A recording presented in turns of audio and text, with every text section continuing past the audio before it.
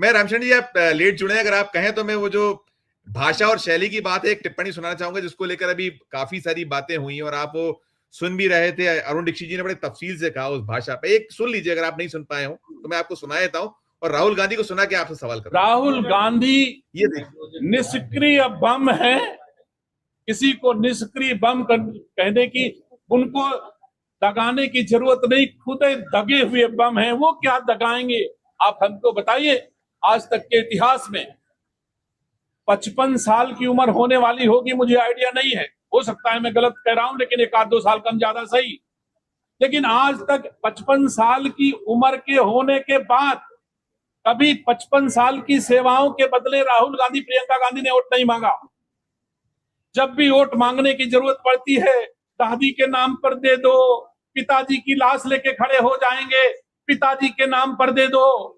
और जब मोदी अपनी मां को गाली देने वाले दुख से दुखी होता है, तो प्रियंका गांधी बिहार में जाकर के हा हा हा हा हा हा हंसती, जैसे सूपनखा हंसती थी कभी, राक्षस जैसा हंसती हैं। आप हमको बताइए सम्मानित साथियों, एक बेटा अपने मां के अपमान से लज्जित होकर के रो रहा है और प्रियंका गांधी हा हा हंस के कहती है प्रधानमंत्री रोने आया था। प्रधानमंत्री रोने नहीं आया था, प्रधानमंत्री देश को दुनिया में सर्वश्रेष्ठ राष्ट्र निर्माण करने आया था और सर्वश्रेष्ठ राष्ट्र निर्माण करके ही जाएगा। आपको कोई गलतफहमी होगी, भारतवासियों को कोई गलतफहमी नहीं। एक टिप्पणी और सुनिएगा, राहुल गांधी जी को सुन लीजिए। देखिए, मैं राहुल गांधी को सुना दूं, फिर आपसे सवाल करता हूं। तो आपको सबूत देने वाले हैं। पूरे देश में नारा चल रहा है, वोट चोर गद्दी छोड़ का नारा चल रहा है, आग जैसे फैल रहा है, क्योंकि सच्चाई है। और हम आपको दिखाएंगे, हिंदुस्तान के युवा आप अच्छी तरह सुनिए, सच्चाई है कि वोट चोरी करके सरकारें बन रही हैं। हम गारंटी करके आपको प्रूफ देने वाले हैं। धन्यवाद। नहीं, ये जो बीजेपी के लोग एजिटेट हो रहे हैं, मैं उनसे कहना चाहता हूं, आप एजिटेट नहीं होइए, क्योंकि हाइड्रोजन बम जब आएगा सारा का सारा साफ हो जाएगा। हाइड्रोजन बम आएगा तब साफ हो जाएगा। देखिए, ये जो पीड़ा है, आपने सारा कुछ तो सुन ही लिया, जितनी चीजें, मुझे लगता है रिपीट ना हो तो बेहतर होगा।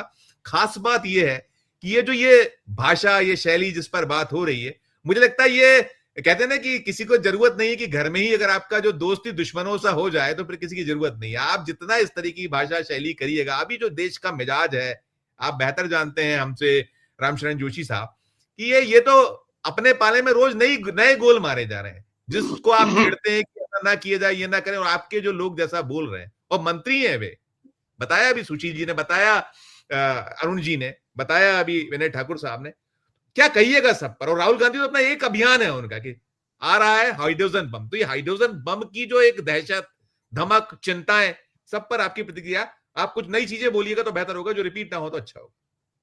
संजीव सर, मैं एक चीज, जोशी सर तो बहुत वरिष्ठ है, ये जो न्यू मीडिया है ये पोल पट्टी खोलने में बहुत माहिर होता है। जितने हमने नेहरू पर होते हैं उनका सबका स्रोत जो है वो जॉन मथाई की किताब है। तो पुरानी पीढ़ी को शायद नहीं पता होगा कि जॉन मथाई कौन थे और क्यों नेहरू पे आक्रमण करते थे, लेकिन नई पीढ़ी को गूगल के जरिए पता है कि जॉन मथाई जे.आर.डी. टाटा के बहुत खास आदमी थे, पहले कॉलोनियल में ब्यूरोक्रेट थे, और जब एयर इंडिया का झगड़ा हुआ उसके बाद से वो हमलावर। ठीक वो ये जितना उकेरते हैं उतना लोग पढ़ते हैं। नेहरू को जितना अभी पढ़ा गया होगा पिछले ये जो 2014 के बाद से, इतना कभी नहीं पढ़ा होगा देश ने। तस्दीक करेंगे रामशरण जोशी साहब। जोशी साहब, आपकी सब पर प्रतिक्रिया। संजीव जी, सबसे पहले तो अपन भाषा की बात कर लें, प्लीज प्लीज प्लीज। अनम्यूट तो है? सुनाई दे रहा। तो संजीव जी, सबसे पहले तो हम लोग भाषा की बात कर लें। सवाल तो ये है कि मैं, आपको याद होगा, मैं लगातार इन लोगों के लिए एक ही शब्द रखा हुआ है, शर्म निरपेक्ष, लज्जा निरपेक्ष, क्योंकि धर्म निरपेक्ष तो कभी स्वीकार करेंगे नहीं। तो अब उन्होंने धर्म निरपेक्ष, आपको मैं बीच में टोक रहा हूँ, मुझे आपको ध्यान होगा, अरुण जी को भी ध्यान है, आपको ध्यान होगा, अरुण जी को भी ध्यान है। हम लोग जब यूएनआई यूनिवार्ता में काम करते थे हम, तो एक हमारे साथी होते थे जोसेफ जॉन, बड़े शानदार, और राजेंद्र नूतन साहब, तो वो कहते थे बुद्धि निरपेक्ष। तो आपने उसको कहीं आगे बढ़ाया है कि ये जो है आपने नया एक वर्ड, हम लोग बुद्धि निरपेक्ष बात करते थे, धर्म निरपेक्ष से हमने बुद्धि निरपेक्ष किया था। आपने सही चीज दी आपने, जी प्लीज। बुद्धि निरपेक्ष थोड़ा सा, लेकिन शर्म निरपेक्ष है इसलिए है, बहुत सही। अब वो उनके चाहे प्रधानमंत्री जी हो या उनके छोटे भैया हो, कोई भी बोले हैं, तो मैंने तो कहा कि नरेंद्र मोदी जी और अमित शाह और उनके कुछ लोगों पर बोलना वक्त को जाया करना है, शब्द की बर्बादी है, शक्ति की बर्बादी है। उसकी एक वजह यह है संजीव जी कि जितनी भी जो अल्ट्रा राइटिस्ट फोर्सेज होती हैं दुनिया में, उनके पास लॉजिक की सबसे बड़ी कमी होती है, उनके पास डेटास की बड़ी कमी होती है, उनके पास विचारधारा की जबरदस्त कमी होती है। उनकी ये होती है कि किसी भी ढंग से हम बहुत आक्रामकता के साथ अपनी बात को सामने रखें। जैसे कि मैं अभी सुबह देख रहा था फेसबुक पर, हमारे एक शंकराचार्य जी ने अब एक नारा लगाया है कि नेपाल और भारत में दोनों में राजतंत्र की वापसी होनी चाहिए। अब ये राजतंत्र की जब वापसी करेंगे तो इसके साथ बहुत सारी आपकी चेतना जुड़ी हुई है, यानी पूरे आप मिथकों में जाएंगे, अंधविश्वास में जाएंगे, वो सामंतवाद की जितने भी जो प्रतिबिंब हैं, तौर तरीके हैं, प्रतीक हैं, संवेदना, वो सब कुछ सामने लाएंगे। तो उसके माध्यम से आप भारत की जो मानस रचना करना चाहते हैं, देखिए राहुल गांधी की सबसे बड़ी विशेषता, मैं कोई कांग्रेस का समर्थक नहीं हूं, आप तो जानते ही, सभी लोग जानते हैं हमारे बारे में, कि राहुल गांधी की सबसे बड़ी विशेषता पिछले 3-4 साल में मुझे खास तौर से दिखाई दी। और जब से उन्होंने राष्ट्र जोड़ो आंदोलन, देश जोड़ो आंदोलन चलाया, उस सबसे वो एक बात कह रहे हैं जो आज तक, और एक बात कि ये विचारधारा की लड़ाई है। और विचारधारा क्या है कि हमें एक लिबरल लोकतंत्र, उदार लोकतंत्र और संविधान को बनाए रखना है या नहीं। ये एक विभाजक रेखा है उनके बीच में और दूसरों के, यानी भाजपा के बीच में।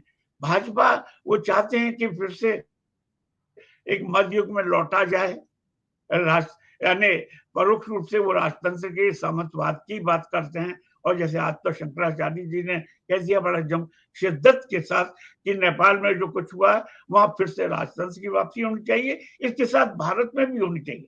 अब देखिए, इसको बड़ी गंभीरता से सोचने की जरूरत है कि इसके पीछे कौन सी शक्तियां काम कर रही हैं, क्योंकि बिहार, जैसा कि अभी विनय जी ने बड़ी अच्छी बात की कि बिहार बहुत कुछ तय करने जा रहा है। बिहार में हार और जीत, ये एक बात तो साफ हो गई कि बिहार में जो राहुल जी ने कि वही वोट चोर गद्दी चोर, यानी ये एक संदेश नीचे तक पहुंच गया कि भाई सुबह हुआ। देखिए ये मुझे लगता है जोशी साहब आपने वो दौर देखा है कि सिंहासन खाली करो कि जनता आती है, इस तरीके से ये उस दौर, उस रूप में ले जा रहा है ये नारा। देखिए वो बिहार से शुरू होकर जगह जगह बोला जा रहा है, वोट चोर गद्दी चोर। तो दिनकर जी की वो दिनकर जी ने उस समय कहा था। मैंने बिहार को 1970 से कवर किया, जब पहली बार वहां भू हथियाव आंदोलन पूर्णिया में, कटिहार में, फारबिसगंज में चला था, और मैं 15 दिन वहां रहा था उस समय दिरमान की तरफ से। सुबह सुबह में हम लोग, खैर वो एक अलग बात है, वहां से लेके और आपके महुआ ढांड तक जब बिहार एक मैंने देखा है, और बिहार को बीच बीच में जाता ही रहा हूँ। बिहार की जो चेतना है, अगर एक बार चेतना जड़ पकड़ ले तो उसका एक असर पड़ता है। याद रखिए कि जयप्रकाश जी ने मोर्चारी आंदोलन चलाया, उसके बाद फिर एक संपूर्ण क्रांति, हालांकि उसको ये जो बौखलाट नहीं, मैं जोशी जी, ये बौखलाट, ये सारे इसी पे आप ही से शुरू करूंगा, एक और मुझे दिखाना है। तो मैं यही कह रहा हूं कि इस समय भाषा, क्योंकि ये इस नतीजे पर पहुंच चुके हैं कि हम संसदीय भाषा, संविधान की भाषा का इस्तेमाल करेंगे तो हम जीत नहीं सकते। जीत तभी सकते हैं जब वो सड़क चाप हो, बिल्कुल झल्ली छाप हो, जब वो खुद मोदी जी लोकसभा में कह चुके हैं, छिछोरापन शब्द का इस्तेमाल किया प्रधानमंत्री के मुख से। मैंने इतने प्रधानमंत्रियों को देश विदेश में कवर किया है, किसी भी प्रधानमंत्री के मुख से, बल्कि चीफ मिनिस्टर के उस जमाने में जो जैसे मोहनलाल सुखाड़िया होते थे, एक से एक होते थे, कभी छिछोरापन शब्द का इस्तेमाल नहीं हुआ। ये हमारे मोदी जी ने लोकसभा के पटल पर इस्तेमाल किया कि सदन में कि हाँ छिछोरापन, और यानी जब अपने शब्द की देखिए जी, मैं आपको मैं अंत में ये कहना चाहूंगा, जी जी जी, मैं अंत में यही कहना चाहूंगा कि इनसे आप सुसंस्कृत भाषा और तर्क और विचार इनकी उम्मीद करें ही नहीं, क्योंकि उस ढंग से वो सत्ता में नहीं रह सकते, ना सत्ता पर काबिज हो सकते हैं। ये चाहेंगे कि जितने भी जो परंपरागत तर्क हैं, विचार हैं, विचारधारा है, उसको दरकिनार कर दिया जाए। यही स्थिति संयोग से या कुछ भी कहिए आपके यूएसए में भी तो यही चल रही है, जो ट्रम्प जिस तरह से इस्तेमाल करते हैं। बिल्कुल बिल्कुल बिल्कुल मैं तो कुछ दूसरा रास्ता अपनाना पड़ेगा, और वो है जनता वाला। नहीं, आप ठीक है ना। देखिए अब ये चीजें चल नहीं, आपने जो कहा कि इनसे आप जो अपना कहीं कार्ड्स खेल लेते थे, वो कार्ड नहीं चल रहा, अब लोगों की समझ में आ गया है। अब लोग इस सब में नहीं आ रहे हैं, आपको तो बहुत ठोस चीजें चाहिए। राहुल गांधी बहुत ठोस बात करें, प्रमाणों के साथ बात करें, उन्होंने सब चीजें कर दी। अरुण जी ने भी कहा था कि भाई जो प्रधानमंत्री जी कपड़ों के रंगों से पहचानने की बात करें, भैंस चोरी की बात करें, तो फिर उनसे भाषा की मर्यादा, और फिर उनके जितने अनुयायी, उनके कुनबे के लोग, वो सभी तो वही भाषा, उससे ज्यादा। अब ये है कि आपका वो कहीं तरक्की का वो भी तो हो गया ना पैमाना, की या जितना गंदा बोलेंगे तरक्की होगी, हमें लोगों को तरक्की होते। देखिए मैं अब आप ही से शुरू करूंगा, रामशरण जोशी साहब, आपसे लौट के वापस जाऊंगा मैं सुशील दुबे साहब तक। जो मां की बात हो रही थी, जो अरुण जी भी कह रहे थे, बहुत बहुत प्रॉपर कार्ड्स खेल रही है कांग्रेस का। बिहार से जो आज वो एक वीडियो निकला है जिसने तिल मिला दिया है, और जो अभी अरुण जी ने, हम लोगों ने कल भी बात की थी, आपने देखा होगा, सुना होगा, आप भी लगातार पढ़ रहे हैं, देख रहे हैं कि अब जो मां को लेकर जो कुछ किया गया है, बहुत बहुत हम कहते हैं ना कि बिल्कुल सटायर चोट है। देखिएगा वो, उस पर कुछ भी कहे बीजेपी, इसमें वो क्या गंदगी है, क्या है, सब लोग आप लोग तय कीजिएगा। सुनिएगा, ये है एक टिप्पणी। अब जाता हूं सोने। एआई जनरेटेड है ये। अरे बेटा, पहले तो तुमने मुझे नोटबंदी की लंबी लाइनों में खड़ा किया, तूने मेरे पैर धोने का रील बनवाया, और अब बिहार में मेरे नाम पर राजनीति कर रहे हो। तुम मेरे अपमान के बैनर पोस्टर छपवा रहे हो, तुम फिर से बिहार में नौटंकी करने की कोशिश कर रहे हो।